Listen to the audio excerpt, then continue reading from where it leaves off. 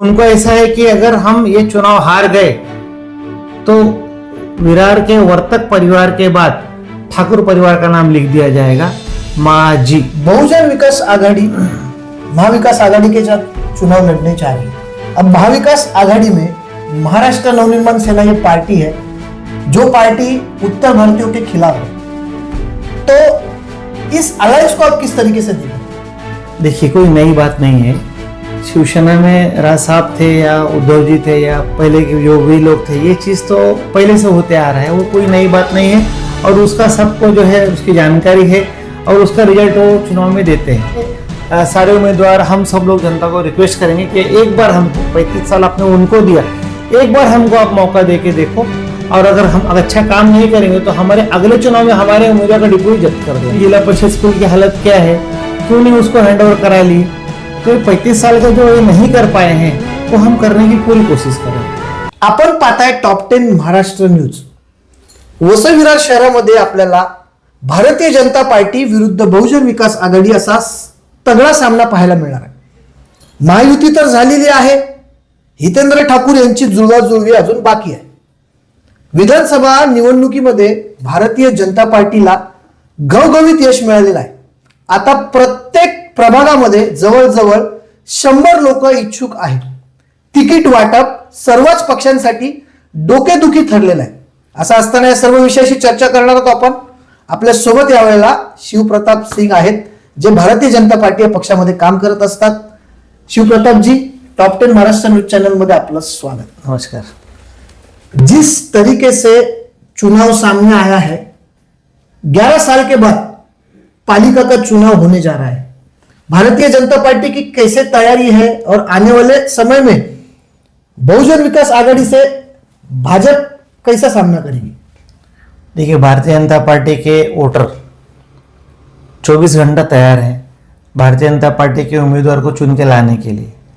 अभी थोड़ा प्रॉब्लम ऐसा है कि अगर थोड़ा जो युति हो रही है यहाँ पे, उसमें अगर युति के जो उम्मीदवार हैं अगर उनके उम्मीदवार थोड़ा यहाँ वहाँ हुए तो थोड़ा नुकसान हो सकता है।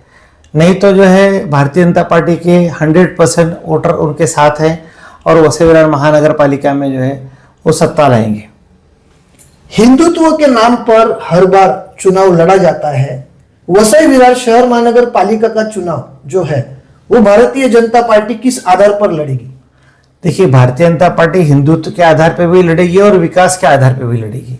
जो यहाँ पे काम नहीं हुआ है पिछले 35 साल में, जिसका कि देवेंद्र जी ने एक सबसे बड़ा उदाहरण दे दिया था कि 25 करोड़ रुपए उन्होंने हॉस्पिटल बनाने के लिए एक टोकन अमाउंट दे दिया था। उन्होंने कहा था कि काम चालू करो, हम जो है और 250 करोड़ रुपए देंगे। अभी 2 दिन पहले आपने देखा कि ब्रिज का पैसा भी सैंक्शन हो गया है। तो देखो, अगर वसई विरार महानगर पालिका भारतीय जनता पार्टी को मिलेगी तो यहाँ पे पैसे की कोई कमी नहीं होगी। महाराष्ट्र गवर्नमेंट, सेंट्रल गवर्नमेंट, सारे गवर्नमेंट यहाँ के जो विकास रुके थे पिछले 35 साल में, वो सारे विकास हो जाएंगे। और उस विकास करने के लिए सारे उम्मीदवार, हम सब लोग जनता को रिक्वेस्ट करेंगे कि एक बार हमको 35 साल आपने उनको दिया, एक बार हमको आप मौका दे के देखो। और अगर हम अच्छा काम नहीं करेंगे तो हमारे अगले चुनाव में हमारे उम्मीदवार का डिपो ही जब्त कर देना। एक बात सोशल मीडिया पे एक सालों से ज्यादा वायरल हो रही है या इसका ट्रेंड चल रहा है, 35 साल और 1 साल।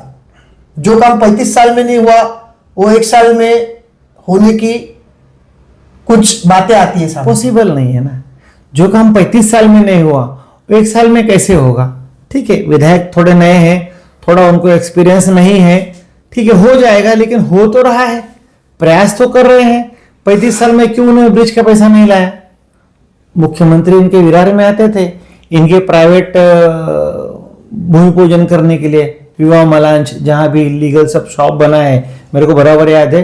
उस प्रोग्राम में मैं भी गया था, स्टेज के ऊपर मैं भी चढ़ा था जो है, और वहाँ भूमि पूजन करने के लिए मुख्यमंत्री आते थे। तो उस मुख्यमंत्री से इन्होंने ब्रिज का पैसा क्यों नहीं मांग लिया? कितनी बार मुख्यमंत्री इनके दरवाजे आए? 2014 के पहले मुख्यमंत्री इनके दरवाजे पे आते थे ना। तो इन्होंने क्यों नहीं 250 करोड़ रुपए का हॉस्पिटल बनवा लिया? क्यों नहीं ब्रिज बनवा लिया?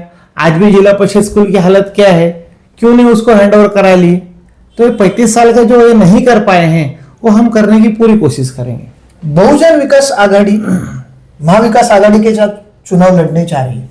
अब महाविकास आघाड़ी में महाराष्ट्र नवनिर्माण सेना ये पार्टी है जो पार्टी उत्तर भारतीयों के खिलाफ है।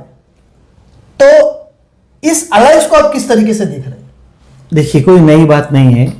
शिवसेना में राज साहब थे या उद्धव जी थे या पहले के जो भी लोग थे, ये चीज़ तो पहले से होते आ रहा है, वो कोई नई बात नहीं है। और उसका सबको जो है उसकी जानकारी है और उसका रिजल्ट वो चुनाव में देते हैं। अभी इसीलिए देखो, भारतीय जनता पार्टी ने जब भी लीड किया तभी 10 साल से सरकार आई, नहीं तो इसके पहले मेरी जानकारी में आप अपन 35 साल की बात करें तो एक बार ही शिवसेना की सरकार आई थी ना। तो जनता देखती है कि कौन विकास करता है, कौन मारता है, कौन पीटता है, उसका जवाब वो लोग जो है बटन दबा के कर देते हैं। क्या लगता है किस तरीके की लड़ाई होगी इस बार? देखिए, कैसा है कि अभी सारे लोग एक तरफ, सारे फेलियर एक तरफ और विकास पुरुष एक तरफ, तो दिख रहा है ना कि मोदी जी विकास पुरुष है, देवेंद्र जी विकास पुरुष हैं और बाकी सारे फेलियर एक तरफ। तो क्या उसके लिए विचार करने का, खाली इलेक्शन होने दो, सब बटन टपाटप। 35 साल एक तरफा राज चला है। अभी उनको ऐसा है कि अगर हम ये चुनाव हार गए तो विरार के वर्तक परिवार के बाद ठाकुर परिवार का नाम लिख दिया जाएगा, माजी, कहानी खत्म। की 11 वर्षाच्या नंतर वसई विरार शहर महानगरपालिका निवडणूक लढायला तयार झालेली आहे। असं असताना मतदार कोणाच्या पारड्यात मत टाकतील हे पाहण्यासारखं ठरेल। आपल्या सर्वांना याविषयी काय वाटतं कमेंटच्या माध्यमातून आपली प्रतिक्रिया आम्हाला जरूर कळवा। वसई विरार शहर महानगरपालिका निवडणुकीची प्रत्येक अपडेट आम्ही आपल्याला दाखवण्याचा पुरेपूर प्रयत्न करू। Top 10 Maharashtra news, Vasai Virar.